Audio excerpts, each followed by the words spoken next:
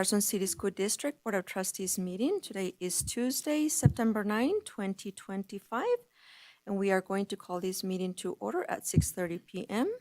Agenda item number 1, adoption of the agenda as submitted, and this is for possible action. So moved. Okay, motion by Trustee Walker, second by Trustee Walt. Any board discussion? See none. Any public comment? See none. All those in favor? Aye. Any opposed? Motion carries. Agenda item number 2, flag salute by Trustee Clappett.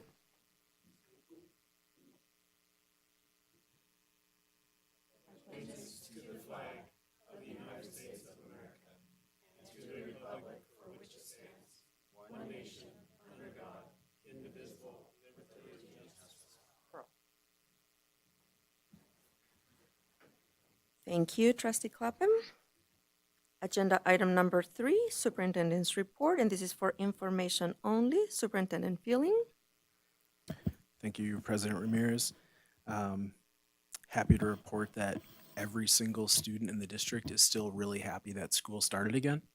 So that's fantastic. I bet they're 100%, especially the ones in my family. I was going to say I bet their parents are too.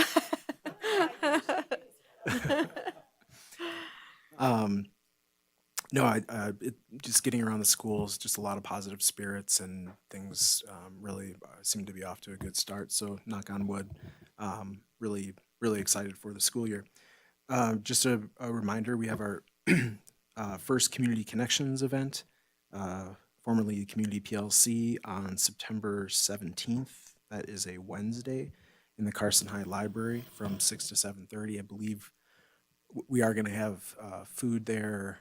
So that may actually start a little bit earlier just because of the dinner, but we'll get final information out soon. The focus will be on CTE offerings and programming in the schools. In one note, due to the computer issues that the state is having, there likely will be a delay on the release of our NSPF star rankings. So normally you have a report that we give to you on that. It may push into early October, hopefully. But just a note for you to be aware of that. Otherwise, that is all I have. Perfect, thank you. Agenda item number 4, board reports, board member comments, and this is all for information only. If I can invite the Carson High School representative, Cooper, and also the Carson High School Silver Campus Activities, Maggie, to come up to the podium and provide us with your report.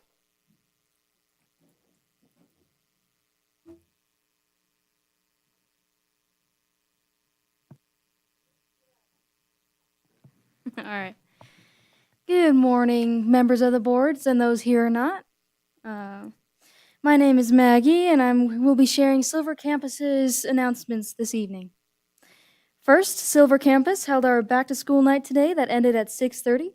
Students across all 4 grades came to Silver Campus with their loved ones to meet all the new staff and all the new teachers, great people.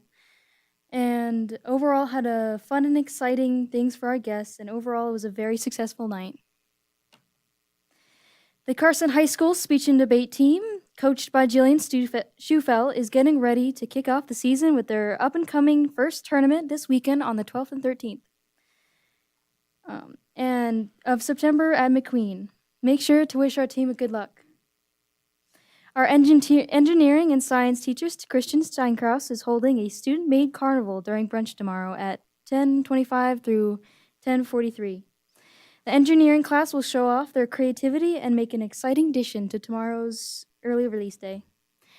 Our gardening club is up and running again, bringing life to the school through fruits, vegetables, flowers, which is also led by Steinkraus. Students will be getting their chance to explore passion through gardening. This concludes the announcements for Silver Campus. Have a wonderful rest of your night. This is Maggie signing off. Thank you, Maggie. Cooper? Hi, I'm Cooper Feeling, the Carson High School main campus student body school board representative. Uh, just a few announcements tonight. We're getting into homecoming currently. The actual week itself is not until September 29th, and it's that week. So I'll get more announcements as we get closer to that. But just this past week, we had our Royal Court nominations. So some stuff has started. Tonight at Carson High was the open house, which let parents and students both come into the school, meet all their teachers, and also get to meet up with friends and then learn about clubs and organizations throughout the school. Um, 2 weeks ago on Friday the 29th, we had our senior sunrise, which was a very big hit just to kick off the senior year for everybody. Everybody really enjoyed that. And then tomorrow, we, in the spirit of September's Suicide Prevention Month, so tomorrow we're having a Suicide Prevention Day. So students are encouraged to wear purple and slash or teal, just in a way to support that for all students. And then as well as this Friday, there will be Art Club is hosting an activity for our seniors to be able to chalk their parking spots, as a lot of schools around here do like painting, but we just were able to do it in this way, and that way it's easier to clean up and everyone can still have a great time. There's going to be food trucks and stuff there, and it's like I think it's $5, so it's pretty accessible for any seniors who want to do that. And that's all I have. Wonderful. That sounds like an exciting time for both schools. So thank you so much for your reports. We appreciate it. We will continue with Nevada Association of School Board, NASB updates. Trustee Varner? Yes, I have a couple. Okay. Last Friday, President Ramirez and I were able to attend the joint meeting of the NASB Directors and Executive Board, moderated by Trustee Walker. Thank you. Some of the highlights from that meeting was the contracts. Well, yeah, I wasn't going to leave you out. But I wanted to give you credit for moderating the meeting, so you did a very good job. Thank you. You did. Some of the highlights of the meeting was the contracts for our executive director and our business manager were discussed and approved for this coming year. A couple, Article 7 and Article 8 of the NASB bylaws were finally updated and approved with the revisions. And those will go into effect, they're probably effective now, right, Mike? They'll actually be voted on at the conference this Okay, that's this right. fall. Yes. So on the December conference, they'll be voted on. And then there was a budget presentation and update. Right now, NASB is in a really good financial position. There was no problems with our finances that were identified. So that was good news. And then the proposed 2026 event calendar was discussed and approved, and everyone should be getting a copy soon. Then I asked Renee to send out an email to everyone this afternoon, and it's NASB's looking for volunteers who want to submit a letter of interest for a committee assignment on a new commission on recruitment and retention. It's a state commission, and if you're interested, please send a letter with your relevant experience and why you wish to represent NASB on this committee or this commission. So that's my report for NASB, unless you have anything else to add, Mike. Well, I would just like to congratulate Susan Neal because she has replaced me as NASB's representative on the State Board of Education. So I happily pass that baton to her, and I think she's going to do a great job representing elected school boards in the state. Yeah, I think you said that was your longest one-year assignment that lasted 5 years or something. So thank you for your service on that. Great, thank you. Yeah, I would agree. It was a great meeting, very informative, so thank you. Okay, announcements, board announcements, and I will start off with Trustee Peterson. I just have very brief, because Cooper covered a lot of what was on my list. The only other one I would add is that HOSA has a couple of car washes running at the high school right now, for $5. If you have a HOSA kid that you can contact, you can get a car wash ticket in advance for $5 or $10 the day of the event. And I believe, I'm mostly certain it's on Saturday in the U at Carson High by the office. They are also selling shirts for breast cancer awareness through Carson Tahoe for $20. So if you know a HOSA kid, buy one and help them out. Help them support a good cause that they feel great about. And that is all I have. Oh, I will add too, Cooper had mentioned on the chalk art on Friday night, the chalk parking spot. It is free unless you need chalk. Then they will sell chalk for $5. Oh, good. Thank you for that clarification. Okay, Trustee Roberts? Yes, Fremont has their fall festival this Friday. I'm just going to read what Dr. Ward sent. It's Friday, 4:30 to 6:30. They'll have bounce houses, and yes, they will be following the implementation of Lizzie's Law. Dunk tank with Mr. Herzl and Dr. Ward, despite the cooling temperatures. Carnival games, community partners available for information and collaboration. Carson City Fire Department and Sheriff's Office support with fire trucks and ambulance tours, pizza, and more. It's going to be $20 for student wristbands, pizza coupons for adults, and it's their biggest community event, but also the biggest fundraiser for our family and community engagement team. So all are welcome to come and check it out. And then huge advance thank you to Fremont staff who are giving up a Friday evening to support the event. Absolutely. Okay, wonderful. Thank you. And we have Trustee Barner. If I could, I did forget something on my NASRI report.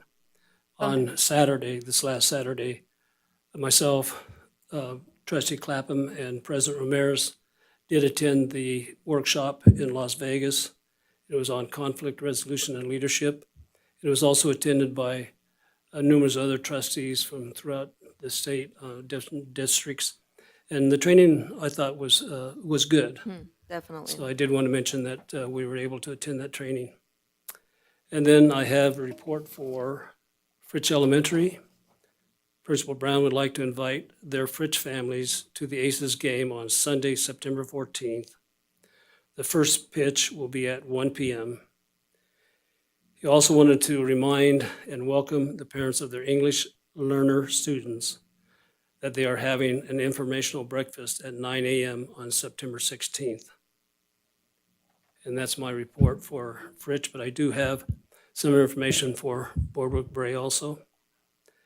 Last time we talked about the houses that the house program they were instituting, and I did a little research on that because I didn't know what it was about. And then myself and Trustee Clapham were actually able to attend one of their events at Boardwick, where they were handing out house assignments basically. And I tell you, the excitement from the students and the teachers were amazing. Everybody was just really pumped up. It was good to see that. For people who don't know, because I didn't know it, I'm going to just read a little bit here. The house assignment, it's called RCA House System, and that's from the Ron Clark Academy. And the house system is a school-wide structure designed to promote character development, teamwork and leadership, positive behavior, and academic effort. In general, the house system is a structure to group a variety of students, which creates built-in time for human formation in the form of mentoring, leadership, and relationship building. It is a point-based system used to encourage positive behavior and academic achievement among students. Students earn points in the respective house by demonstrating qualities like leadership, kindness, academic excellence. And they have also 55 rules that they follow. And they've discussed all them at this point, but then they're going to be concentrating on 2 or 3 of the rules in further depth each week. And just, I'd like to give a shout out, if I could, to Jessica Dunbar and Shelley Pope. Jessica was so enthusiastic and so supportive of this program. It was, like I said, kind of amazing to watch her. And then I also, like I said, Shelley Pope, I spent quite a bit of time talking to her, and she really went into a lot of detail about the program. And she's very supportive of the program also. So I've taken enough time, so thank you. But I think it's going to be a good program. That's exciting. Yeah, thank you. Excellent. Trustee Clapham? Thank you. From Eagle Valley Middle School, Ms. Hoppy wrote that they will be wrapping up their fall map testing and they're excited to see the results. After school clubs that they currently have going is the homework club, which starts on Monday, September 8th. That will be Monday through Thursdays from 2:30 to 4, and there will be no club on early release days. Students are able to receive assistance with schoolwork or just have a quiet place to complete some homework. They have Lego Robotics Club, which started last week, Tuesday, the 2nd of September. And that will be Tuesday, Wednesdays, and Thursdays from 2:30 to 4:30. They're trying to inspire and educate young people in STEM by providing a fun, hands-on, team-based program where they design, build, and program Lego robots to solve real-world problems. They also have the Bike Club, which starts Friday, September 12th, and that will be on Fridays from 2:30 to 4:30 as well. Students will learn bike safety, cycling skills, and it promotes being active. And then they have a student support squad, which starts Tuesday, September 9th, today, from 2:30 to 4. And the student support squad is here to support the school, students, staff, and leadership, and all grade levels are welcome. And then she just wanted to make sure that if families have any questions about any clubs, that they're more than welcome to call the office for information. And from Miss Robinson, who is here, thank you for joining us tonight. She wrote, if I can find it here, back to school night is Wednesday, September 17th. Doors will open at 5 p.m. for families to go to the gym and learn about the school and community resources. At 5:30, the classes will begin. Families will have the opportunity to follow their child's schedule, starting with their advisory class. They'll experience their passing time with music in the halls, meet the child's teachers, and learn about student expectation and learning goals. She hopes to see all the families there. Cross country had their first meet last Friday, and girls basketball starts this Thursday with a home game against South Tahoe. Cheer team is practicing, and color guard, it will be starting soon. So there's a lot of good stuff happening at CMS. So thanks, Ms. Robinson. That's it. Thank you, Trustee Clapham and Trustee Walt. I do not. Okay. I didn't hear back. No problem. Trustee Walker? So fall time, if you work at Seeliger, is pumpkin patch time. A lot of years spent coordinating that event. So mark your calendars and start praying for nice weather on October 11th. So our classrooms at Seeliger are seeking donations for class baskets that are going to be used for a silent auction, and they want to remind everybody those funds go directly to the teachers and the classrooms. So let's support Seeliger and the pumpkin patch. They also want to thank Carson City Schools Foundation for their generosity. They're supporting the Prime store for the PBIS rewards. So students are going to be shopping with their Positive Pirates on Thursdays and Fridays. And then a little bit of a celebration today. They celebrated 4th and 5th graders who were proficient or advanced on SBAC assessments. And the joy doesn't stop there because on Friday, 5th grade teachers are going to go visit the 6th graders at EVMS who were proficient or advanced on SBACs.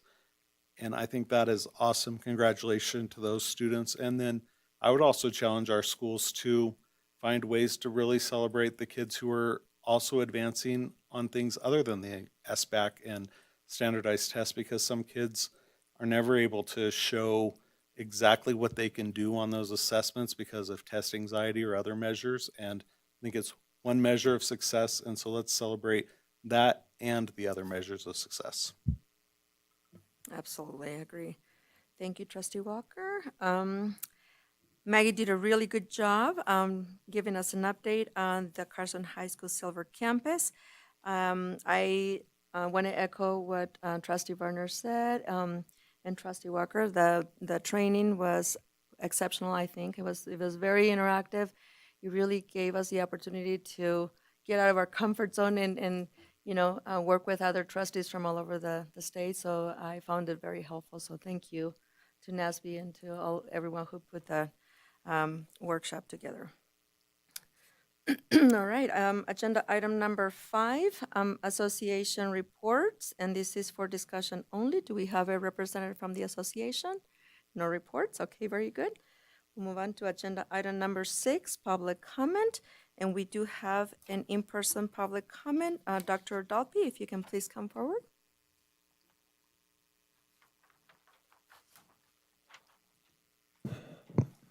Hi, good evening. My name is Kyle Dalpy. I am the president of Western Nevada College. President Ramirez, trustees, Superintendent Fueling, members of the public. I came tonight because I wanted to say thank you to the district and to the board and to the superintendent's office for helping us with our dual enrollment programs. Western Nevada College works with 9 school districts in the state, 5 charter high schools on dual enrollment programs. We are making an impact on students' lives, providing access to college programs when they're still in high school. We have 2,268 credits awarded to students in the Carson City School District last academic year. 67 students were dual enrollment students, meaning they took classes. 60 students are Jumpstart students, which means they are pursuing a degree or certificate while in high school. This is last year. And about nine Associate of Science graduates last May and 8 Associate of Arts awarded last May. And so it is a big part of what we do. It's our mission. It provides access. It gives students the leg up. They can either go on to 2+2 programs or they can move into the workforce right away. So I just wanted to take a moment to come before you and just say thank you. And if you ever wanted a deeper dive, I'm sure the superintendent's office would reach out to me to give a more in-depth presentation if you ever wanted to agendize it. But those are the quick numbers, and I do appreciate it. Thank you. Dr. Dalpy, thank you so much for coming in, and we really appreciate that program that is offered to all of our students. And I would say I would love to see a representative from WNC come in and join our presenters when we have an update on the program in the future. I think it's just a wonderful collaboration effort that we have going on, and so we appreciate you. Anybody else, comments, questions for Dr. Dalpy? Wonderful. Well, thank you so much for coming. We appreciate you. Any additional in-person public comment? See none. And I was informed that we do not have an online public comment, so I will close public comment and move on to agenda item number 7, informational update on the transformation department in the Carson City School District, and this is for discussion only. And welcome Sherry Fletcher and Superintendent Fueling.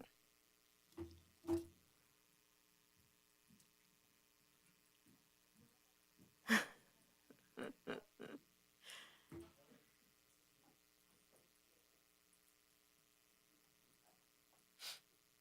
try to hide in the back. No hiding in the back. Front and center.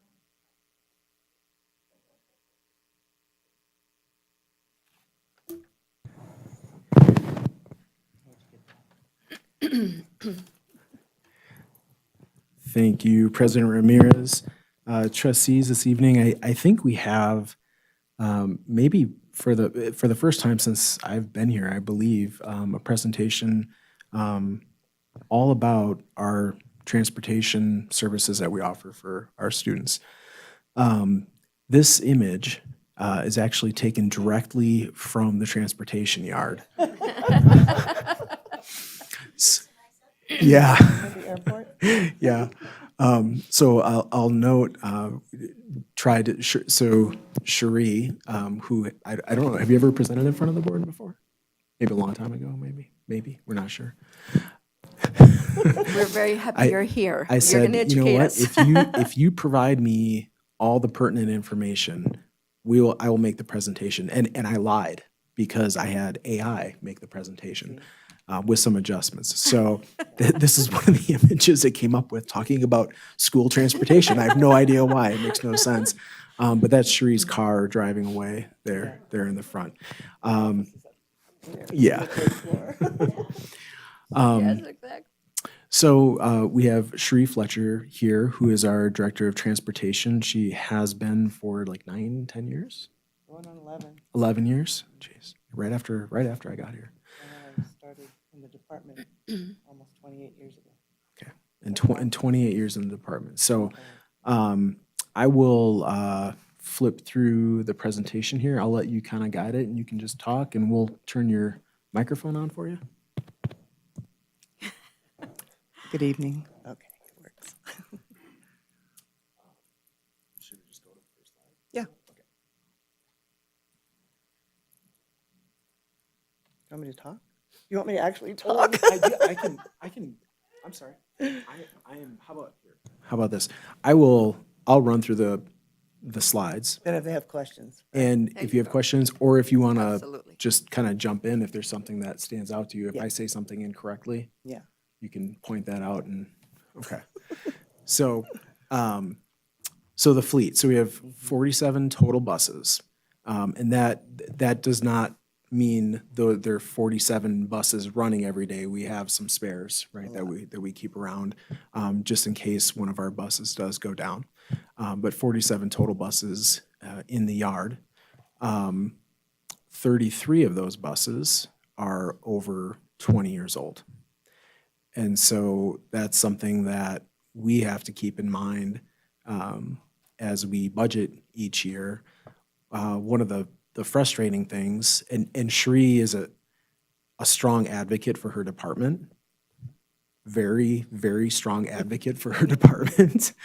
And this has been a concern of hers over time. And one of the really frustrating things is that in the years leading up to COVID, we kind of had established, look, we want to replace one or get one new bus every year and just kind of have that as a standard. And then COVID happened, and with all the supply chain craziness that was going on, we had at 2 different times orders for 2 new diesel buses, regular transportation buses, and the delivery at one point they couldn't guarantee a delivery date, and then when they finally did, I think it was 18 to 24 months, and then at some point we were called and said we're just canceling the order because we just don't know when it's going to happen, and we're just done. So that's been frustrating over the past years. However, this year we have similarly, we ordered 2 new special ed buses last year, and they were supposed to be delivered by June, and then it was July, August. and then it was August. And then it's supposed to be here this month, next week, this month, so. So I'm We'll not going to see. hold my breath, are you? I'm No? not, I'm not Okay. holding my breath. Okay. Better be here. We'll cancel those 2. Yeah, yeah. So our head mechanic, Mike Zabo, as much as we would like more regular, like is it 84-seat buses? What are the bigger, the normal, larger buses, conventional buses? Conventional bus, How many seats do those have? 77. 77-seat. Mike Zabo, who's our head mechanic, had a lot of concern about our special education buses, and really needing to prioritize those. So that ended up changed the order to get 2 special education buses, and so those should be arriving next week. Monday. One of Cherie's favorite topics is our electric buses. We have 4. And those were given, we acquired those through grants. So that was, I think, 3 years ago, completely free I think they were $425,000 a piece. Like if we would have purchased them ourselves, but we had grants to completely cover the costs. At this point, we have 2 of them running routes, and 2 of them are not. We've had some issues with those, and getting support to even get those issues fixed. And it's more expensive. So the 4 buses that we acquired through the grant, we had to give up for buses with mileage on them. So they were pretty good buses, the spare buses we had. So that wasn't a good trade. Yeah. It wasn't a good trade. So and that's where we actually have had more opportunities to acquire electric buses, but we have not moved forward with those opportunities just because of this experience. We clearly want to have dependable service for our kids for all of not only school but for all of the activities, and so that just isn't really helping the cause right now for that. So at this point, as we continue to try to budget to acquire buses, the focus is on getting standard diesel conventional buses going forward. Mr. Fueling? Yeah. What does the diesel bus cost? A couple 100,000, Yeah, 200. what was that? Was that for the Those were those were the special ed buses, yeah. I think the conventional buses are closer to 200. The special education buses, just because there's some different equipment and stuff on there. Wheelchair lift. Yeah, they tend to be a little bit more expensive, but And we did get, I don't know if Mike talked to you, we did get a international, which is in Silver State International in Sparks. They said they couldn't make them anymore, our buses. That's why we went, Anyway, they are back in service. They said they can get us buses, so 175,000. oh, So way cheaper. Yeah. So I'm like, okay, if these two special needs buses don't get here next week, we'll go to them. Yeah. But it's Well, just that's good. a haggling game. And I'll note, so then I think it was like 2016, 17, 18, something like that. We had bought one new bus each year. When that first bus we purchased, which was a conventional bus, I believe the price tag at that time was like $110,000. So it's gone up quite a bit over the past years. There's one other thing I was going to say. I'll think of it. Yeah. Okay. So this is just a little bar chart that kind of shows that age distribution. So between 2000 and 2005, we purchased a lot of buses. And with the four mechanics that we have, they've done a great job of keeping these buses up. But again, the concern is that we really do need to start having a stable plan, a dependable plan to continue replacing these buses. In 2010 through 2015, that was a real low point, and that, of course, was coming out of the recession, and that was a struggle for every district, but trying to rebound from that now. And just one point, one of the engines in the spare buses that we have, because majority of our spare buses are the 20 years old, and they put in an engine, it costs 25,000 just to replace the engine. So that's what they're doing, just replacing when they can buy new, right? Yeah. Yeah. So we have 17 general education routes for any student that wants that service, and they're within the required walk zone area. So they serve about 1,558 students across the district. And I'm pretty sure this is data from last school year. I think it was 24. No, this is this school year? Just August, right now. Oh, okay. This is just for 2 weeks in August Okay. that we did for this year. Okay.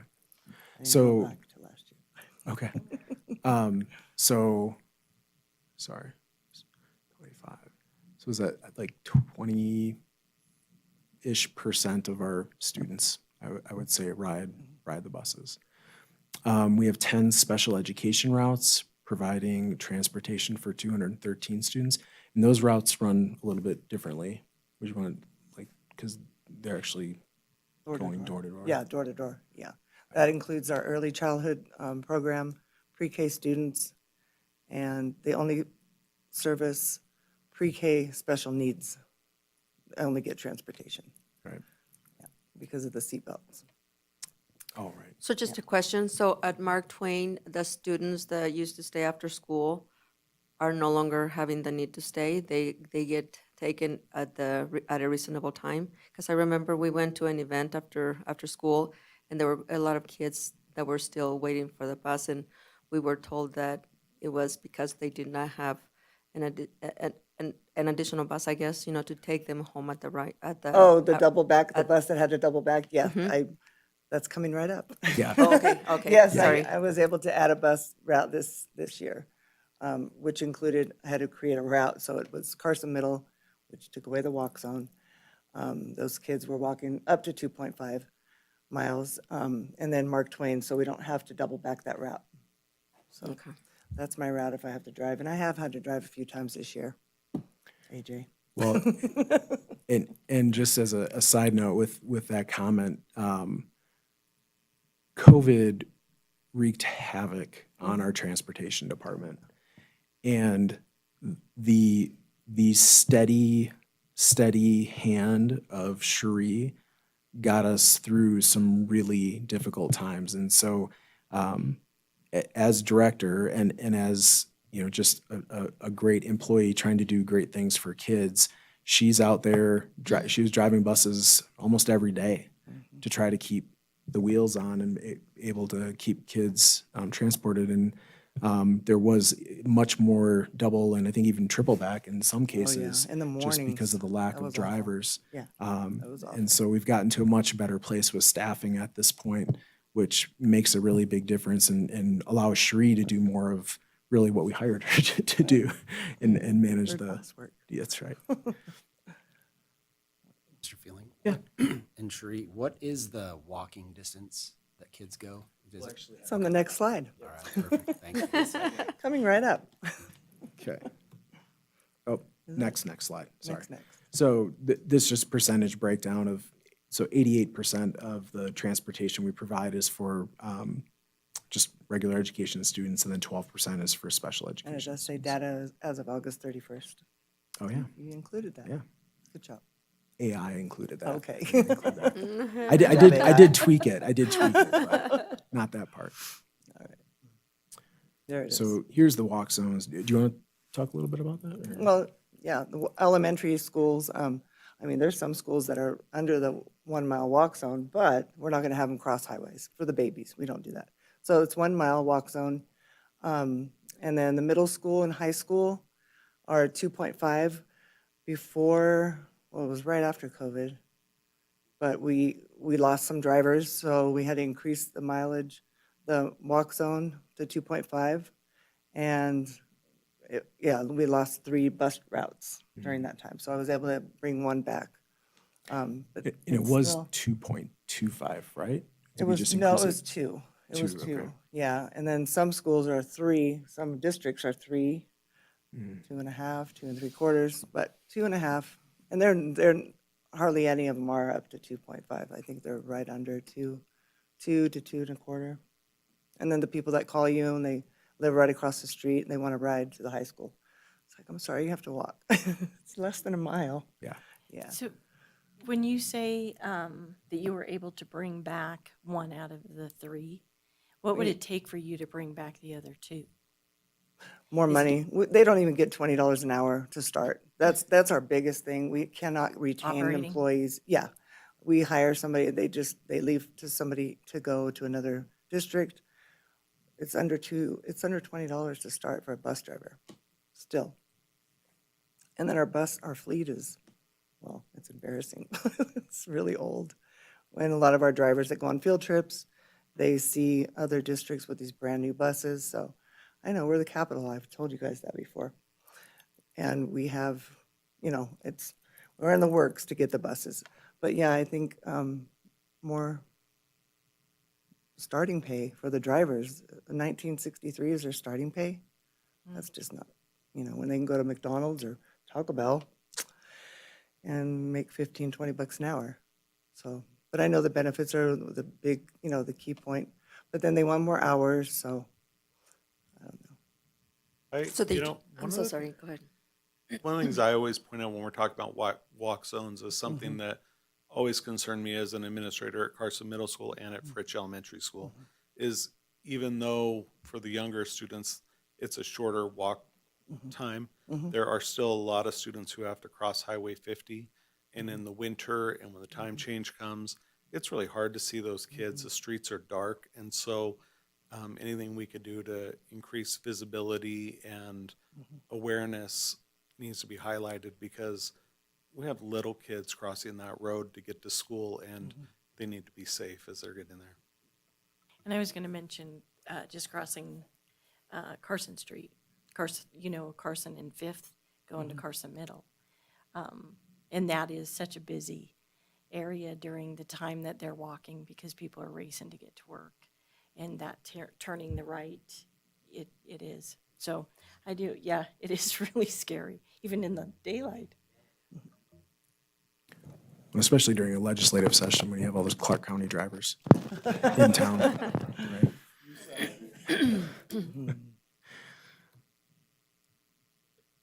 Right. So staffing, so 49 total positions in transportation. And just for a sense of that within the district, that's about 5%, a little more than 5% of our entire district staffing for all positions. So it's a significant department, not only a significant responsibility in terms of what we're trying to do, but a significant responsibility in terms of the number of people that Cherie supervises and has oversight of.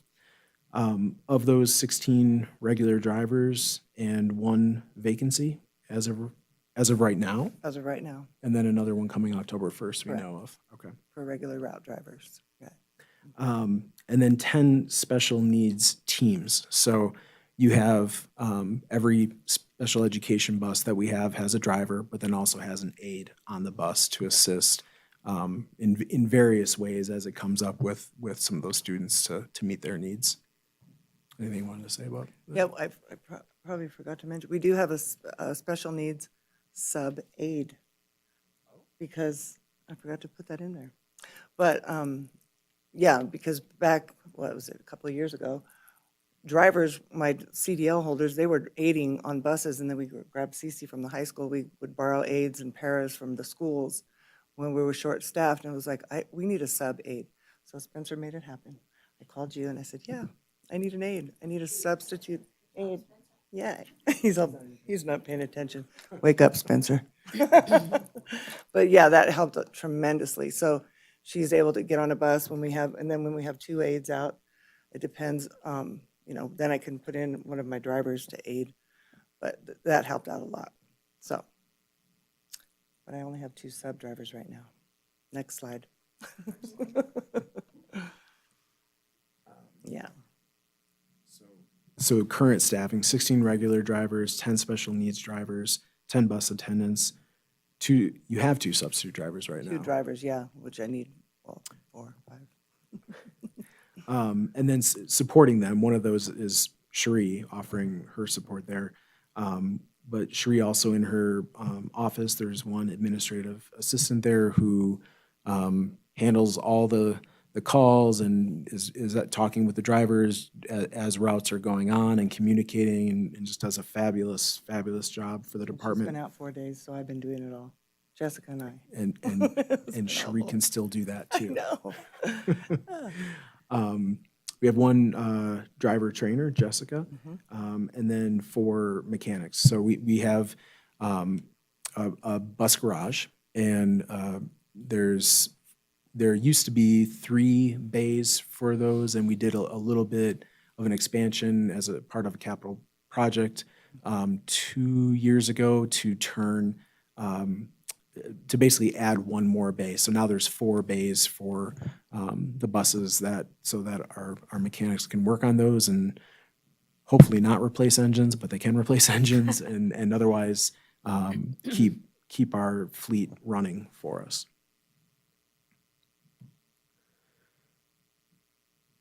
This picture is from inside the transportation department. That's my office. Good job, AI. Yeah. So, immediate priorities, and I feel like this is always a priority, and even when I came on over 11 years ago now, just trying to, there's always tends to be at least 1 position that's open, and so trying to keep positions filled, and we've had much more success in the past 2 years filling positions, so that's been fantastic. A lot of that always more credit to Mr. Sadler for a lot of what he does to try to bring people in during some of our job fairs and things like that. But it's all helpful and necessary to get those positions filled. And then we have our 2 new special education buses that will be coming Monday. And getting those road ready, because they don't fully come road ready. There's a couple things we have to do. Well, they're still, right? supposed to, but we'll see. They, of course, they have to check them out. Okay. Make sure. Yeah. Yeah. Put a fire extinguisher in there, but it has a fire suppression system in it, so I don't know. Oh, Do away with a fire that's extinguisher. fancy. We'll see. And this is I ran over to take a picture in the bus yard Oh, cool. yesterday to I see add something, and that's not AI. Okay. That's Prison Hill in the background. Oh, good job. So with that, I will let you ask Shri all the questions you'd like. Well, thank you for this presentation. It was very informative. Any questions or comments from the board? I don't have a question per se, I already said, but, thank you for what you do, and the environment that you create over there, as I saw the last day of school. All right. Yeah, so so I Thank do you. thank you for your time, and I do Thank you. thank you for being, willing to jump in and drive, Mm-hmm. when need be to get our kids to school. On behalf of the board as well, when we talked about absenteeism, I believe it was when Carson Middle School made their presentation, and, they had talked about their absenteeism and what we could do to help, and it was to possibly, reduce the walk zone for all of the schools, and it is something that I think all of us, if we could win the lottery, well, I don't know, but I mean, if there was, that it would be, but I know this, it isn't, I mean, it's the supply as well as a problem, and operating is as well. But do know that, I know I could speak on behalf of the entire board, that when we look at the budget, transportation isn't something that we look and say, oh, this is where we want to cut or where we're going to cut. We, on the other hand, are saying, this is where we need more funds, so we can decrease the walk zone, so we, can possibly get it to where students can get to school. And I'm a huge advocate of extracurriculars, so, to make sure that they can get to the extracurricular activities that they need to go to as well. And do keep in mind, please bring this to your drivers. They don't have to drive those extracurricular activities. We all know that. I think it's something that they sign up to do extra. Am I correct? Right. Please tell They them do. thank you. Yeah, I will. Thank you. Richard? Yeah, I believe last year we had we were in part of the pilot program, we put cameras on the buses to see about the violations of people passing the buses when they had their lights on and everything. Are we going to continue that or follow up on that? And off the top of your head, do you know how many violations were identified? I During think that that was pilot? like 314, 15, something like that. Yeah, so we a company called Bus Patrol at no cost installed cameras on 4 of our buses. And so with those 4 cameras that were, I think, catching information for about 3 weeks, I think. A Something. little more than that. A little more than that, right? 4 weeks. There were about 300 violations, and I think it was averaging for every bus like 3 or 4 per day. And that's actually pretty consistent with Clark County was the other district that signed up to do that, and I think they had them installed on, I think it was like 40 or maybe 100. There was many more buses, but they had like in that same period of time like 18,000 violations. So we actually just talked about this at the last NAS meeting, superintendent's meeting for the state. There's definitely interest, and we definitely have interest in potentially moving forward with it. We're still learning a little bit, and there are other companies that offer this service, and so Ann Sear has kind of been the one looking at some of the other options that are out there, and my guess at some point we will likely be talking about it, but we're still trying to gather information on what that would look like. But clearly we have an interest in student safety, and that, anecdotally for years when talking to Shree or when I'm over in the transportation yard and sitting around and having coffee with some of the drivers, I mean, those conversations come up. And I think it was maybe 7 or 8 years ago, we had a driver, and I forget his name right now. We had him come to a board meeting Oh, because Greg Hoger up on Timberline. yeah, he saved a girl's life. On Coombs Canyon. So we know it's a concern. It's a real concern, and it's a concern in Carson City and outside of Carson City. So in many states, it's become much more commonplace for districts to have those sort of things installed on their buses. So I would assume coming down the road here, likely we'll be having that conversation here if we want to go down that path. But we are still gathering information. So AJ, just for my own clarity, so then the cameras are paid for by Ann Sears' department? So the different companies do it a little bit differently, but in general, there's actually no cost to the district. When the infractions happen, and this was passed during the legislative session to now allow this, the video footage can be sent to the sheriff's office. They then can say, yes, that's a violation. And then I don't know if it's through email or by mail, a ticket gets issued to them. The funds then that are collected there are shared between the company that has installed these cameras for free, and then shared with the school district so that they can use those funds to support their transportation department and safety otherwise. Okay, thank you. I think it would be a good excuse me, I think it'd be a good program if we did that, if we were able to move ahead and start issuing tickets.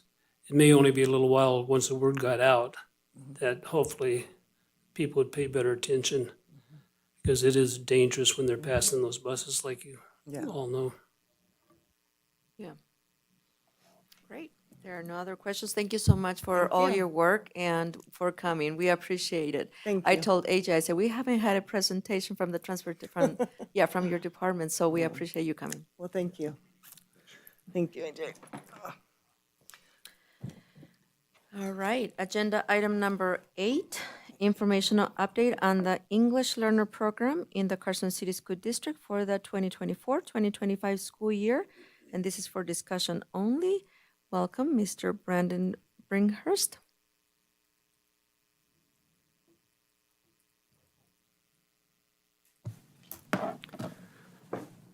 Good evening, President Ramirez and members of the Board of Trustees. Unfortunately, Dr. Scott isn't able to be here tonight, so we certainly miss her expertise and passion, and I will do my best to update you on our English Learner Program. First, English learners, this is the definition that we get from the federal government as to what qualifies a student as an English learner, and it is a student who speaks any language other than English in their home. We identify these students by a survey that their parents fill out, and so identification of these students is strictly based on how their parents answer that survey in order for us to identify the students. And it's important to note here as well that this is for any language other than English. So we sometimes identify or consider our English language learners to be students who are native Spanish speakers. And while that certainly is true for many of our EL students, that is not true for all of our EL students. It is quite a diverse group of students. NRS requires that we collect data and report that data to NDE, and happy to share some of that data here with you guys this evening. Enrollment-wise, just an overview of the number of students that we have who are part of the program, 958 students who are currently in the EL program. approximately 1,500 who are monitored or exited. And I'll talk a little bit more about that, but essentially those 1,500 represent some real success. They have to test at a significant level of proficiency in order to be exited from the EL program. So that is a success. We want that number to be as high as possible. Those numbers together comprise about 34% of the Carson City School District student population. Within our English language learners, as I mentioned, it's a diverse group. There are over 20 languages spoken by these students. And based on some definitions from NDE, that group is broken down into some different groups that you see listed there: immigrant, refugee, newcomer, short-term, and long-term. A key distinction here between short-term and long-term is the number of years that the student has been in the school system. Less than 6 years, they are considered short-term. Longer than that, obviously moves them to long-term. Our goal would be to get most of, or as many of the students as we can, exited while they are still in that short-term category. If we make the kind of progress we want to make and they want to make, we're able to exit many of them before they become long-term. Some things that we do in Carson City School District to train teachers and support students: we do something called HQSI, or High Quality Sheltered Instruction, as well as ALAC, Academic Language Acquisition Through Content. Essentially, what we're trying to do in these areas is help the students to gain greater fluency with English, not just with explicit and separate English instruction, but while they are learning their regular content. So while they are learning their math or their history or science or whatever the content area may be, they are learning English and developing their language skills, reading, writing, speaking, and listening skills alongside learning these regular content area standards at grade level as they move through their coursework. Additionally, depending on the level of the student, some students receive pull-out or specific coursework where there will be a class with just English learner students with an EL teacher, where they are addressing some of the language content more explicitly and directly. We have a lot of our staff in Carson City that are trained in helping students to improve their English proficiency. We track that through what's called an ELAD endorsement, English Language Acquisition and Development. We have about 206 staff members who currently hold that endorsement. For some of the specific data based on test results for our English language learners, we'll go over some of that. First, we'll look at the access assessment, which is really quite a rigorous assessment. And it is the test that is used to determine if students are ready to exit the EL program or if they continue in that. Last school year, we administered the access test to 956 students. It's not what you might think of in your typical standardized test, where it's just sitting down and taking the test written or on the computer. This measures all 4 of these components: speaking, listening, reading, and writing. So the students will have headphones and microphones, and they'll be listening to the things. They'll also have to speak and respond to prompts verbally, as well as the reading and writing. So it's a very robust measure of a student's English proficiency. Last year, 8% of all of our students who took the access test met the criteria to exit the program. That percentage was higher in the elementary, with 12% of our elementary students meeting the exit criteria. I want to give a little bit of context to that score. When you see 8% and 12%, that seems pretty low. So I want to give a little bit more context to that. First, it is not expected that a student would exit EL in their first year in country, their first time taking the test. It's expected that it takes some number of years in order for them to make enough progress and develop the level of proficiency. So for a kind of gauge of that, when we look at our NSPF measure, or how the state measures and ranks us, they are tracking the percentage of students who are growing on that access test at a rate at which they would exit the program within 5 years. So again, the expectation isn't that you exit your first year, but that you're tracking to be able to exit within 5 years of starting that test. Also, we can look at that NSPF and see so what percentage of kids should be on that track to exit within 5 years. The percentage is a little bit different at each grade level. I gave middle school here as an example.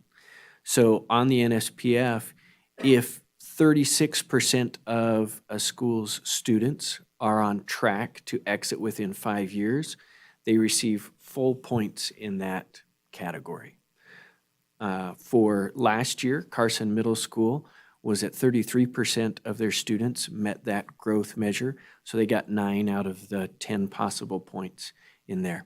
So really showing that's tracking at a pretty high rate as it's normed with what the state expects. Eagle Valley Middle School was at 19% of students who are making that progress. They got 4 out of the 10 points in that category. So that gives a little bit greater context to those access scores and what we're looking at there. Another measure that we look at, obviously, are our SBAC results, and I have here for you the SBAC results from the last 5 years. And you can see those results have been relatively flat. Last year, we did see a little bit of a gain in both math and ELA, but for the last 5 years, those results have been somewhere around 10% of students they're passing. A couple of things that are important to note here. If students were proficient on the access test, right, so they acquired enough English proficiency to exit EL services, they're not counted in this group. So these are just students who are still working on their English proficiency. And it's all students. So for instance, if we have a student tomorrow who enrolls at Carson Middle School, and they're coming here from France and they speak little to no English, in the spring, they will need to take the SBAC test, and that test will be in English, even though they, at that point, still may not speak it very well. We will test and try and see how good they are at math, but all of the questions will be written in English, right? So this obviously creates some real challenges for our students to overcome in order to show their proficiency on the SBAC results. For a little bit more context and perspective there on the SBAC results, again referring to the NSPF ratings, 3 of our schools were identified as schools that are called TSI, or Targeted Support and Improvement Schools. That would be Carson Middle, Eagle Valley, and Carson High School.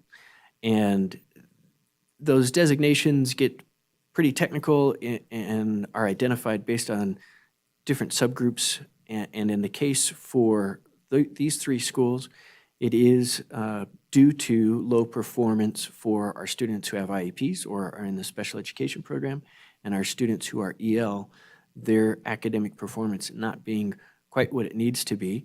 And these designations are from the 23-24 school year. We don't yet have the 24-25. As Mr. Fueling mentioned, we're still in the process of getting all of those all of that information from the state.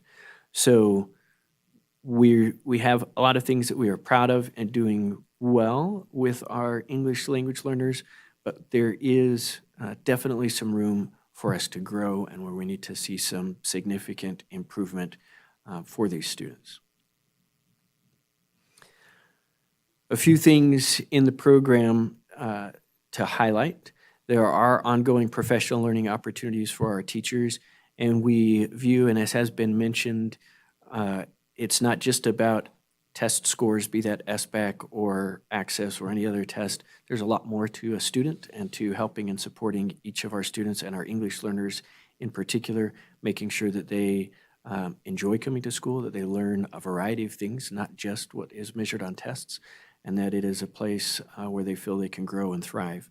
So there's a variety of enrichment activities that our EL department puts together, as well as family engagement events that we have great attendance for. It is not, well, there is no area in education that's an easy area, and that includes working with our English learners. They bring a lot of great assets and great variety to our schools. They also have a lot of challenges that we try and help them overcome and meet.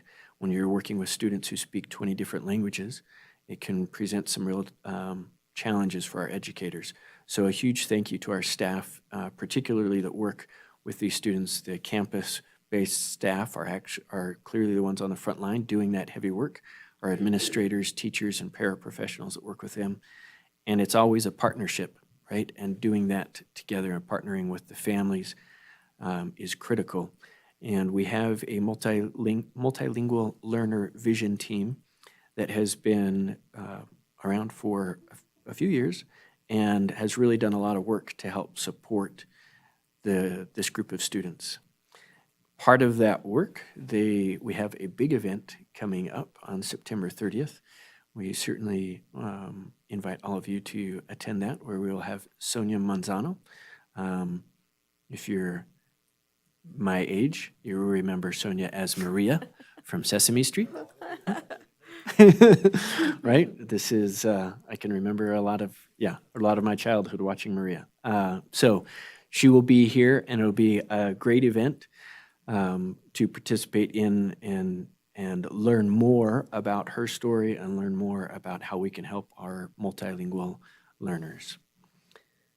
So that's what I have for the presentation, and I have any questions that you might have. Thank you for this presentation. Absolutely. Questions, comments? The question I have is, can you kind of explain a little bit more about the short term and the long term? So, like, is a student able, if they came into the school district, are all of them long term? And then if so, how many years then do they put in to go to short term? And is it like a progressive? So it's actually the opposite. When they first come into the school system, they are short-term.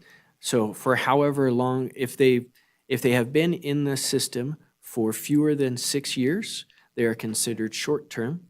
If it has been more than 6 years, then they are considered long-term EL students. So our goal, ideally, is to help them exit the EL program before they become long-term. So for instance, we may have, and I keep saying Carson Middle because we have some of our Carson Middle administrators here, but we have students at Carson Middle or at Carson High School who might be in, 8th, 9th, 10th, 11th grade. They might have been with Carson School District since kindergarten, but have not yet achieved that proficiency level to exit the EL program. So they're considered long-term because they've been in the program for more than 6 years. You may also have a student at Carson Middle School who's short-term because they just moved here in 7th grade, right? So then this is our numbers, Carson City School District numbers, 326 long-term students, meaning that 326 students have been in the program more than 6 years. That's correct. Okay. That is correct. So, and you mentioned that the students are attending regular classes and learning English, and then in addition to that, there's an additional class for them to just only learn English, correct? Yes, What does depending that on look like? depending on the level that the students are at, we want to the greatest extent possible, want them to be immersed in their regular general education classes, receiving instruction there, right? We can't pause their progression in math while they learn English. They need to be learning the math, the science, and all of that at the same time. So with our students who might be level 1, 2, some of our who are lower in their language acquisition, they will have a class that is just EL students. Typically, it is grouped together where it is students who are on a similar English acquisition level. Okay. And will be taught then by the EL teacher. And that'll focus a lot more directly on language acquisition language, skills. okay, Yes. And could I just add in also that Sure. part of the work Dr. Scott has done over the years is she's trained a lot of employees on those strategies. And so it doesn't only have to be an EL teacher who provides those services. So we have a lot of teachers with those endorsements. And so in the general ed setting, they are still getting that content and without being pulled out to a special setting. And so I think that's a true benefit to our students that we have so many highly trained staff members that know that content area. Yeah, it absolutely is, and it just takes some different techniques, and a lot of our teachers have been trained on those techniques so that you can help that student acquire their language skills and learn science at the same time. So that it is critical. We don't want to have it just all be separated. That's not the most effective approach. Richard? 3 schools were identified for targeted support and improvement by the state. Correct. What does that mean? And what happens if they're targeted for support and improvement? That means, based on, they have to hit a couple of different criteria or triggers in order to meet this TSI designation. Part of what that means is there's some additional funding, not a lot, but a little bit of additional funding that is provided from the state to be targeted towards those schools in trying to remediate or remedy those particular areas that they've identified as areas of growth. And so we work towards growth in those. If those become persistent and continue to have problems in those same areas, then the level of support and intervention from the state increases. But we are working really hard to make sure that we're seeing some growth and some progress in these schools. Does the state do anything other than provide additional money if it continues to be a native improvement? There are different levels of designations, and I don't have all of the details of those different levels of designations on the top of my head, but I can get those levels and get that information to you as far as how that progresses and what the state does with that information. Yeah. I guess what I'm curious about also is there any consequence if there is an improvement? There can be consequences as far as limiting your school's rating, your school's overall rating. And I'll look at some of those additional pieces and get you some of that information because I don't have more of that off the top of my head. All right, thank you. Yeah. I just have a comment on that Sure. end. So this is the state that's doing the targeting, but is it the state that makes the SBAC only in English? I mean, would a school district be able to choose to possibly translate the SBAC into the language of the student? Yeah, the state, right? And so So that's, that makes no sense to me. yeah, it's a challenge, Yeah. right? So, and if as I mentioned, like if the example I gave, if a student enrolls tomorrow, they would be taking that test. The way the state breaks it down is actually if they're here for at least half of the school year, so 90 days. So really it could be a student that enrolls in December and would be taking the test in May and taking that test in English. Wish I could learn a second language that quickly. Yeah, me too. I wish I could learn a second language And be able to test in that just quickly. a couple of months. In a language and be able to pass a test. My other question though, and I don't know that, the district is set up to do this kind of breakdown, but I would find it interesting to find out, like, for the 326 long-term, students, how many of them are chronically absent? Or, kind of, I guess, break it down to see whether or not, because it seems like 34%, still are in the EL program is quite a bit. And I know the district, I mean, I personally know because I taught, does so much, to help the students. They really do. And the families, the families as well. But it would be interesting just to kind of see for those long-term, just to see, how many of them are chronically absent or what other outlying. There are might be certainly there. some other factors that make it, with some of our long-term students, make it challenging, be that absenteeism. We also find a significant percentage are also identified as students who have a learning disability of one form or another, so they may be both receiving EL services and special education services.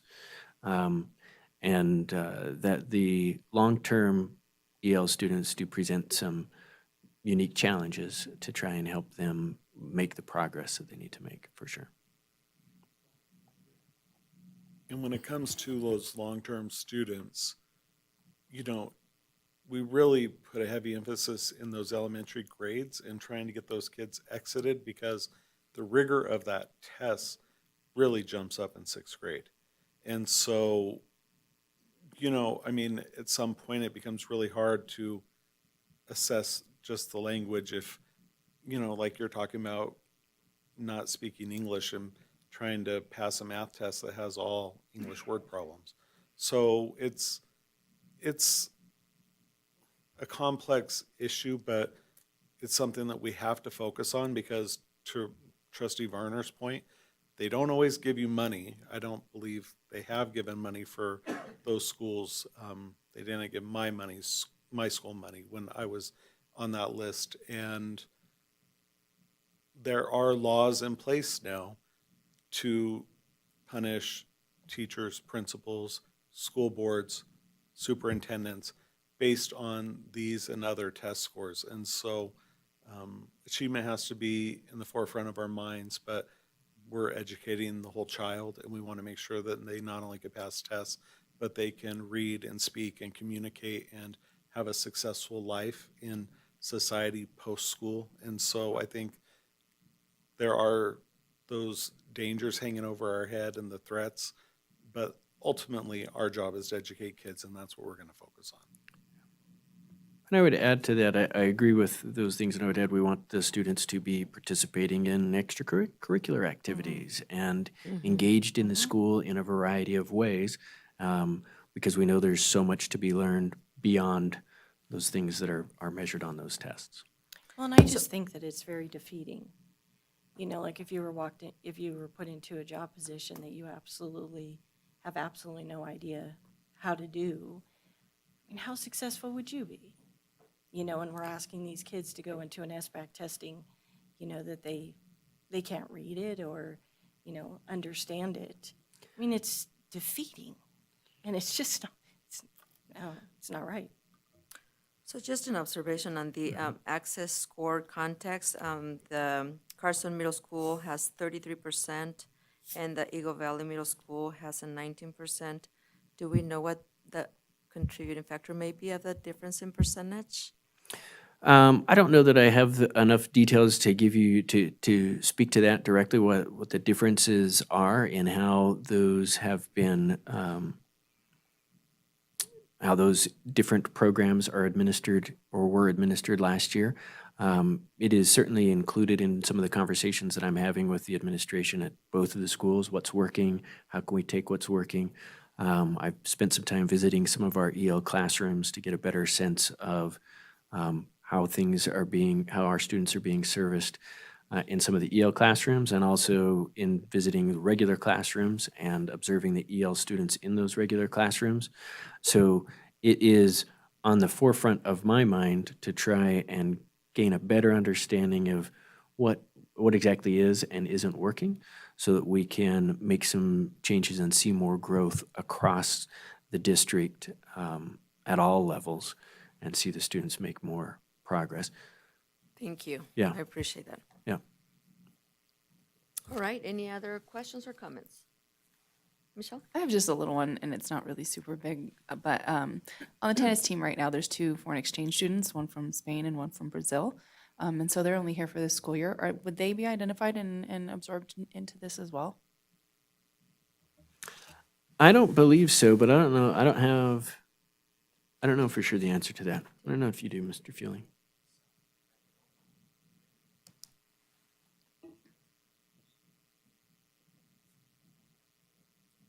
Okay. Chances are, if they were, typically if you are learning in another country, you probably have some familiarity with the language and you have a educational background that would give them a leg up over some students who don't come in with those backgrounds, which would be my guess. Yeah, and as I think about this, I don't think they would because, in the home language survey, the home that they're staying in would be speaking English. So, and they definitely, like you said, also have some background that helps them to be more successful. The variety that we see in our English language learner students is pretty vast. I've worked with students who are here, are professionals of one form or another, and they speak multiple languages, and English is the fourth language that they're learning. I've also worked with students who are here from Afghanistan, and they not only don't speak very much English, but they haven't had very much formal schooling. So it is a wide group of students that we serve, and such an important group for us to help them, no matter the really challenges that are in the system, that we really help them get to a point where they can graduate with a diploma and be college and career ready when they leave us. For sure, for sure. Well, thank you for your presentation, and just as a reminder, so I encourage everyone to help us pass the word on that event that's coming up on the 30th. We're also celebrating National Hispanic Heritage Month, so definitely help us promote that event of Sonia Manzano. I think she's gonna really inspire the community. So I know last year we had an amazing turnout of parents, and we hope that we have the same or better turnout this year. So we definitely want to keep the momentum going of having parents attend these kind of events. And not only parents, the administration from the district all, attended too. So it was a beautiful event, and we hope that we have a good turnout this year as well. So thank you so much for your presentation. You're welcome. Agenda item number 9, discussion and possible action to approve proposed changes to CCSD policy 546, electronic device usage, and this is a second reading for possible action. Mr. Brandon Bringhurst. All right. No changes based on the first reading. So there haven't been any changes since we did that first reading. But if there are any questions, I'd be happy to answer any And I questions. believe we all had a chance to review these. Any questions or comments from the board? If see none, go ahead. I Did guess you have a comment? I don't have an opposition. I just think it sounds or reads a little weird. All secondary schools have tools to help students reduce the use. I don't know if there's a different word than tools, but tools would work there. So all secondary schools have resources to help students Resources? reduce. Or I mean, resources? it just sounds a little bit closer to what our policies typically sound like, is in my Okay. opinion. I can certainly make that change. Yeah, we wanted to, we used the Yonder pouches. We didn't want to specify a specific tool or resource because those things sometimes change. But I agree with you. I think resources is a better word choice there. So with that change, I will entertain a motion, since this is an action item. I'll move that we accept this policy with the revisions noted. I'll second it. Okay, so motion by trustee Walker, second by trustee Barner. Any board discussion? Seeing none, any public comment? Seeing none, all those in favor? Aye, any opposed? Motion carries. Okay, thank you. All right, again, thank you so much for your presentation, or for this, for bringing this forward. And agenda item number 10, informational update on student enrollment in the Carson City School District for 2025-2026. to include the potential budgetary impact for fiscal year 2026, and this is for discussion only. Welcome, Mr. Spencer Windward. Thank you, Madam President, members of the board. I just want to commend Mr. Brinkhurst on his 2 presentations there. The first one's a little bit longer than the second one. Would you like my presentation to mirror his first one or his second one? Let's go with the second. Okay, just wanted to make sure I'm doing what you guys like. What's that? The numbers are what they are. They're not going to change, but they're pretty good. So this is just a little short 3-pager. So, and really kind of this whole process. So we did look at the budget, the tentative budget, the final budget in May, and then this is just kind of update. We're starting to gather our data to formulate what our December budget will be. And so now that we've had 10 days or so of school under our belts, the dust is kind of settled. Enrollment's pretty close to what it is, and that's what we want to present tonight. Because this data will, if we were preparing the December budget today, we'd be using this information to budget for our revenue. Just to say really quickly, the expense portion comes a little bit later. That's a little bit more involved, and we're throwing that together. And I'll present to you sometime between now and December. Okay, basically I'm going to just show a quick comparison of our enrollment this year to last year. Typically use September 10th, but I didn't have tomorrow's data yet, so I've used September 8th for this year, just to kind of give a good year-over-year picture. And we'll look at it 2 tables basically to compare it by grade to grade, because last year's kindergartners or this year's first graders. So I like to look at how those enrollment numbers changed from year to year, and then just start a comparison by school to see do we have something happen in one area of the district or anything. And then of course the meat of that is what does that look compared to what we budgeted for in May. So this first table just shows the first column is our enrollment from last year as of September 10th. The column of 25-26 is this year's enrollment of September 10th.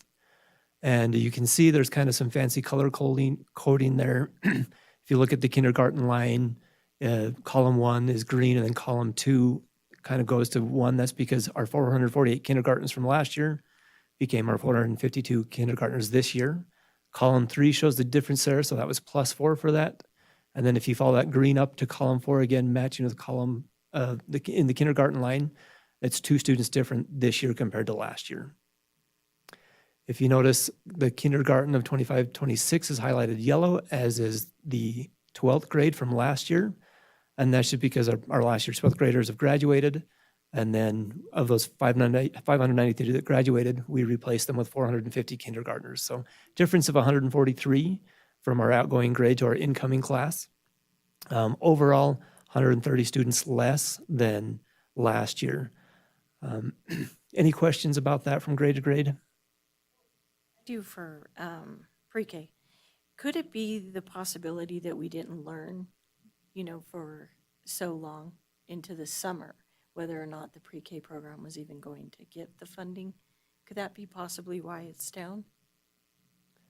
So one note of the pre-K number, that is the number based off of the pre-K students that we get funding for. And the very rough formula is we get 60% of a full-time student for each pre-K student that has an IEP. So we have pre-K students that we don't get funding for. Total, I believe we have 139 this year. What we get funding for is 50. It is less than last year. I haven't dug deep into why that's so low, because it's really kind of new information for us so far. All right, next slide just shows a difference from school to school. So not any huge changes. Again, the high school's probably one of our larger ones, just mostly because we're graduating those bigger classes and have the smaller classes coming up in the ranks. Empire is down quite a bit as well. Other than that, no real major changes there, anything that's widely out of the ordinary. So again, we've 6,896 students as of yesterday afternoon is what we had for enrollment. And then, of course, how this translates into dollars. Throughout the year, when I say we, that's mostly Mr. Fueling and I do a lot of budget projection, enrollment projection. We kind of look at that, kind of the 3 or 4 year to just kind of look and see what's coming down the pipeline, make sure that we're prepared for anything that we're aware of. And of course, when we prepared the May budget, we used numbers from those projections and budgeted based off of an enrollment of 6,884 students. So we're actually 12 students above what we budgeted for. So that's the good news, is essentially we ripped the Band-Aid off in May when we budgeted and had that large deficit, is that reflected what our enrollment pretty close to currently is. So at our per pupil amount of $10,119, that 12 extra students would result in $121,000 of budget money that we did not anticipate in our May budget. That's really such a small amount that we're not gonna go plan to spend that right away. Essentially, really what it would do is if by the end of the year that comes to fruition, that would just reduce our deficit. So any questions regarding enrollment? Questions? Comments? Yeah, I do. Because I'm looking at your previous slide, say a negative 130. And so, so what, how did we get from there to the 12? The negative You lost 130 is the number of students we have different this time Different. last year compared to last year. When we approved the budget. No, last September, the beginning of last school year, Okay, we had 7,026 students. So year over year, we're down 130 students. When we prepared the budget, we anticipated being down roughly 130 students. And so there's not a huge difference to what we budgeted based off of okay. where we are in our snapshot as of today. okay, thank you. So that's where you have the negative 130, but here we're showing the positive 12 because 12 students more than what we budgeted for.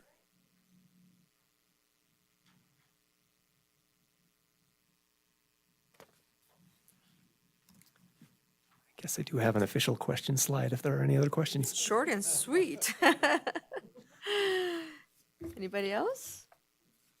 Well, thank you. Thank you for this. Since the slide's up, I will ask a question. Okay, okay. No, I'm just curious with Empire being down 44 students, is that going to affect their classroom sizes at all? Or any adjustment need to be made in that area? So as we're looking, yeah, we'll be taking a look to see if we have class sizes that are way below what our targets are and be making adjustments for next year to see, depending on how that shakes out. Again, this is the very beginning of this year. There's still going to be a lot of movement throughout the year, but we'll definitely be looking to make sure that are there opportunities for savings by still hitting our class size goals, but reducing staff.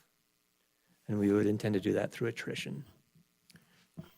So adjustments meaning in teachers, or like if we don't have as many students, are we making adjustments, or will we need to make adjustments? We'll analyze and make adjustments. The difficult thing is we're down 40, or what was it, 34 students? 44? 44. But that's across kindergarten through fifth grade. So if you're down 4 or 5 or even 10 per grade, it's very difficult. You can, 40 students, that should be, we can get rid of a teacher in a third. Realistically, they're not all going to be in one classroom. And, I'll remind the board that we've had this conversation ongoing for a very long time, where we have projected into the future that we're going to have a decline in enrollment. And so this board and our schools and district administrators will have to face that as it happens. But I always want to be careful, because we don't want to cause undue stress on our employees. I mean, like you said, this is spread across the district. It's not like we're coming into a school and saying, oh, too many people. I mean, I just don't want to send that message. It's, for an employee, that's stressful. Very, very true. Like, again, there's not numbers that are like, we need to make an adjustment today. It's the kind of thing we'll analyze and see how trends go throughout the year. And on that note, I think it would be interesting to find out too, with the additional housing, that is, has come to Carson, but there's also but then, but to see, how many families are moving in, and then the, what they just approved as well. They just approved a multi-use, I think another housing the Planning Commission did that would be going forward as well, to kind of see what they forecast of who, what population that's going to be bringing in. If I could, and so each year, and we haven't gotten to this point yet, but we will take a look at that of where our students actually are, and a part of that, really kind of the most important part is when we do have new developments, how many new students are we expecting out of that? And the term, there's businesses that are professionals that do this kind of analysis and projections, and they call it yield. How many students are we going to yield out of this new development? You go back to 2015, 2016, when we're coming out of the recession and all these developments were starting to come online, we were really concerned that we would not have the capacity to hold a lot of these expected students. The reality is we have not seen a great number of students come out of these developments. The one example that comes to mind, I think it's called the Carson Hills Apartments behind Fandango. I think it's 391 units. And I know when we looked at this like 2 years ago, because I think those have been up for about 3 or 4 years now, I think there were only 19 students that actually came out of that apartment complex. And we would have expected significantly more than that. So I think just there are definitely changing demographics within the city. And even looking at rental prices for apartments, they're not cheap, let alone housing prices, as Trustee Walker pointed out. So we're definitely not seeing the yield as high as we would have expected. I think that's a conversation statewide. This is an expensive place to live. And some of our communities, I think Carson, Douglas, Washoe County, were expensive places for families to live. And so I think that's why you see people moving towards Lyon County or some of those communities, just because it's a little bit cheaper to raise a family in those communities, but it's even expensive in those communities. So I think that that's just something we're going to have to face in this state as we move forward. Great point. Okay. Well, thank you. Mr. Winward? Yes. You're very welcome. I will always oblige when you want. Ryan always takes the long, doesn't he? He gets paid by the hour. Right? Okay, agenda item number 11, approval of consent agenda, and this is for possible action. Okay, motion by Trustee Walt, then second by Trustee Walker. Any board discussion? See none. Any public comment?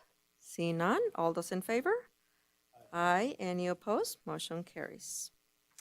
Agenda item number 12, informational items, and this is for discussion only. No action will be taken. Any comments or concerns? I do. I just have one addition that I have mentioned previously, and I just wanted to mention it again because it is on transportation. So there is a group that meets on behalf of the Carson City Health and Human Services, and it's for their health improvement plan. And so I'm the lead for the transportation part of this health improvement plan. And the meeting is on Thursday at RSVP, my office, at 1:30.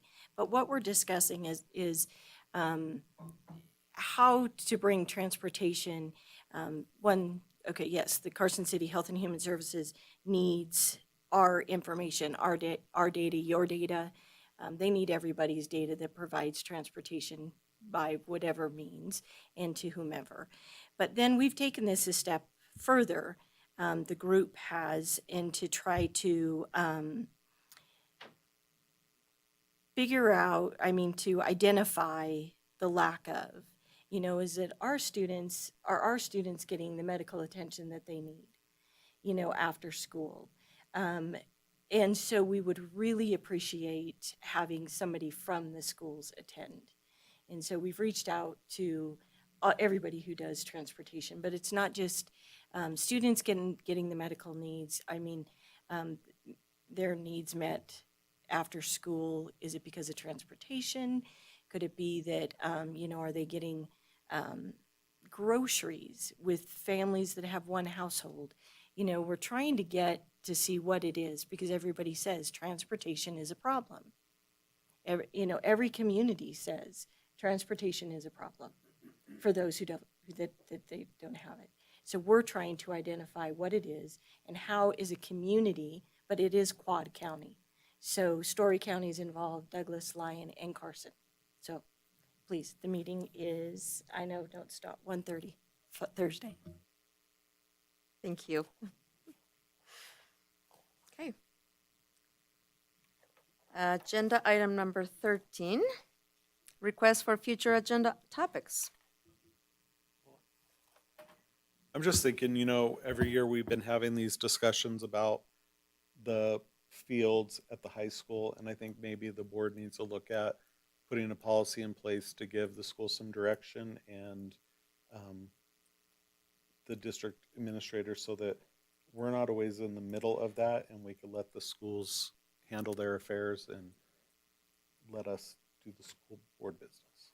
I think that would be a good one. So Renee, you got the item?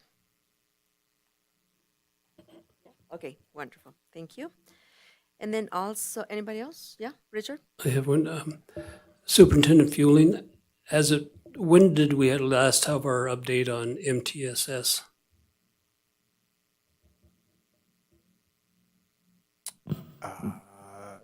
I believe we had a presentation. I'd have to look. I want to say early spring. Early spring. Okay. Maybe sometime in the future. I was able to attend the leadership team meeting today. A lot of discussion about MTSS. It seems like they're making very good progress in the implementation of that program. So maybe later on, just a update for the board, because it does seem like they're making good progress. So update on the MTSS.